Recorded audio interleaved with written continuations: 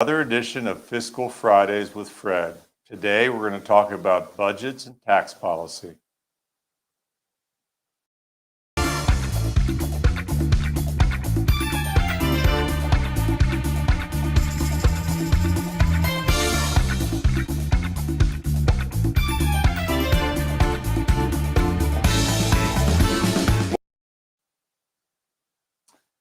Good afternoon, fellow Idahoans.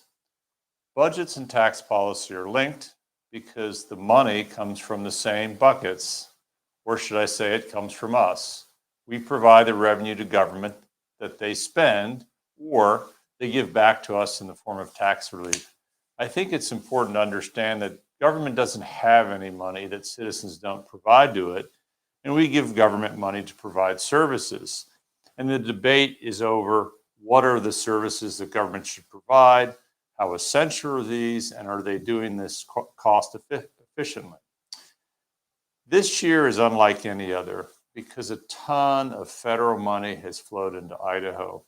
And you hear about the $1.9 billion surplus, and you probably are thinking, what exactly does that mean? Does that mean that the government has over collected that much money? And the answer is yes, but there's a little more you need to know about that. The $1.9 billion surplus is a projection of what the government will have at the end of the current fiscal year if they don't do a lot of new activity, meaning they just follow through with the programs that they have and they continue to collect revenues.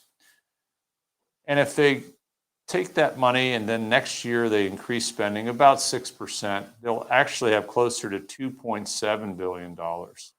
So it's a ton of money. And the governor has decided that he's going to spend most of it, give some of it back to you as tax relief. And that's it, pretty much at this point. So how do we get from really what is close to a $2.7 billion surplus at the end of 2023, fiscal 23, which is next June, to the governor's ending budget of $214 million? So the governor has proposed, and the legislature, one body, passed yesterday a tax cut. And the tax cut is a $600 million tax cut. There are tax relief funds, and I've got some documents here so I can follow through with the numbers as I relay this. The tax cut is taking money out of some dedicated tax relief funds. So when you net those, it's about $413 million. The governor also wants to put money in what's called the state rainy day accounts. The state rainy day accounts now have hundreds and hundreds of millions, close to $1 billion. He wants to take that to $1.2 billion, which we believe is excessive. The governor wants to pre-fund 5 years of firefighting funds, $150 million. And then there's over $1 billion of transportation projects, deferred maintenance, building projects. We're going to talk a bit about that more later. The governor does want to retire some debt. That's a good idea. And then, of course, as he said, he wants to put a lot more money into public schools. So how do you decide what makes sense and what doesn't make sense? And I think what we've done is we've gone through a lot of these requests and said, what would be a fair way to review them? So, for example, the budget stabilization funds, we think 1.2 billion, even $1 billion is a lot.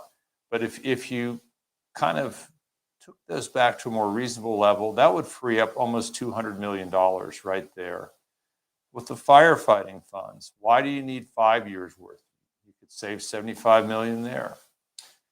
There's also a proposal to have the state provide a one-time buy-in on a health insurance plan for teachers, and won't go into all the details, but that's $75 million. And we can go down through this whole list. They want to build a new women's prison. There's one that I have to talk about in detail, another $47 million for literacy. Now, this is a standalone line item on top of a $3 billion that we're already going to spend, which doesn't make a whole lot of sense because the core function of public education is literacy. Why would you need another $47 million? And the real reason is to provide full day kindergarten funds. So when you scale back some of these not required asks, you can actually save about another $700 million easily. The colleges get over 600 million. They want to grow even more, another 10 million of discretionary money. So when you peel some of this back, what does it mean? It means we could still grow government, still fix the roads, still build buildings, still fund the schools, still fund the Medicaid and the welfare office. And we can have a debate about whether we should do all of those things. We could still do all of those things, have enough money for repealing the grocery tax. If you did a straight repeal, it's $255 million, and then providing the balance, several hundred million, to real property tax relief.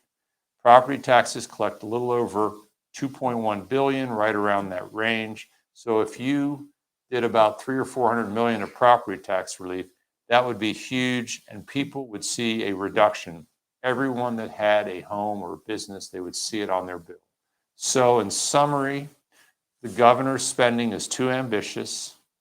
His one tax relief idea is a great start, but there's enough money to do what we need to do to repair roads and bridges and fund schools and provide grocery tax relief and property tax relief. The money is there. Thank you, and I look forward to providing more details in my next Fiscal Fridays with